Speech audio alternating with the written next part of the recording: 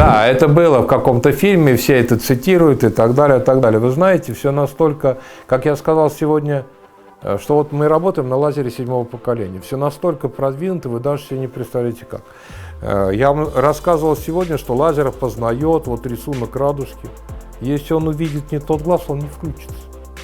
Он просто не включится. Все продумано. Там стоит огромный юпс, который нам позволит припеваючи прооперировать еще 3-4% минут 40 отработать. Но зачем это надо? Мы закончим эту операцию и не возьмем следующего, будем ждать, пока там включится, заработает. Но у нас стоит огромнейший юпс, вот такой вот, как стол, который там, на 10 киловатт нам позволит отработать минут 40 спокойно, закончить все, что мы хотим.